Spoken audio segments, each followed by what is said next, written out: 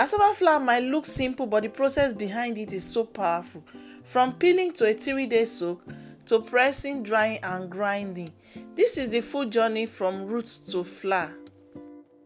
Start with fresh, firm cassava roots, not soft or sprouting, okay? So use a sharp knife or peeler and remove the brown skin and the thin pinkish layer underneath. That pinkish layer can taste slightly bitter if left on. Trim off dark spots or woody fibers. Clean cassava equals to clean flour. After peeling, chop the cassava into chunks about 2 to 3 inches long. Cutting helps water and microbes work evenly during soak and makes it easier to press later.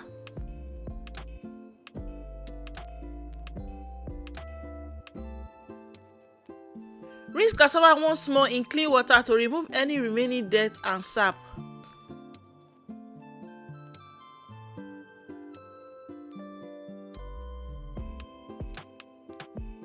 Pour the chunks into a large container or bucket and fill with potable water until the cassava is fully submerged. Now cover and let it soak for 3 days, after which fermentation will have taken place. After 3 days, drain the water completely, okay? So take a clean sack and put the soaked cassava inside. Tie the top securely but not airtight, okay? The next step is pressing, so pack the sack evenly so the press squeezes uniformly. Take the sack to a mechanical press or heavy manual press, okay? Pressing removes excess water, reduces drying time, and helps the cassava break into friable texture. Perfect for grinding and drying, okay? If you don't have a press, you can use an heavy object like a large stone or wood to press out the water, or you can even use your hand, but it takes a longer time to achieve.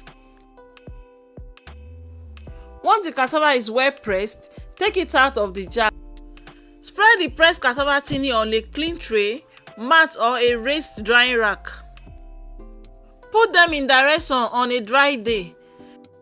Turn every few hours so drying is even and you avoid mold. Depending on weather, drying can take from 2 days to 3 days.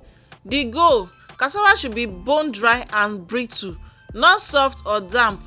Any leftover moisture can cause spoilage during storage.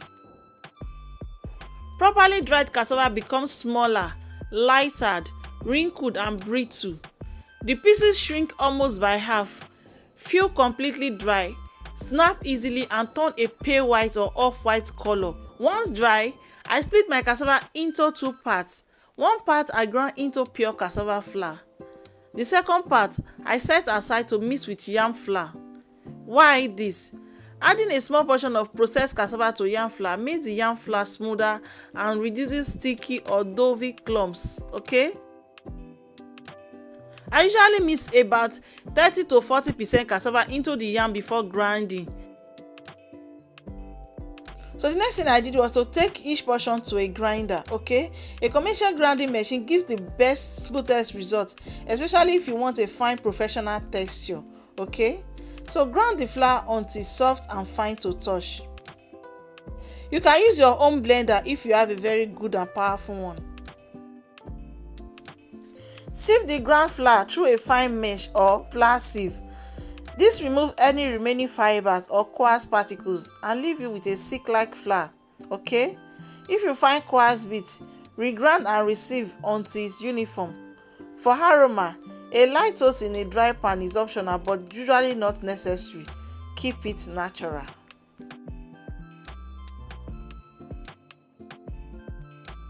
Store your cassava flour in airtight containers in a cool, dry place like Ziploc bag, bucket with a lid.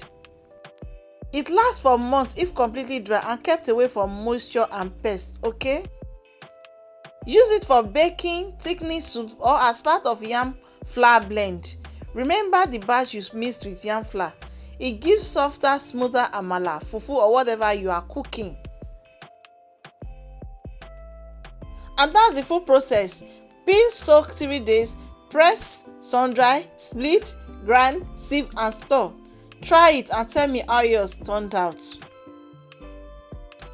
If this fermentation method isn't your style, I've made another cassava flour tutorial using the no soak process, okay?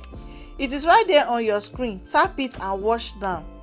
And just before you go, hit the like button, subscribe and turn on the bell so you never miss any of my homemade recipe. Thanks for watching Ese Can Cook. See you soon.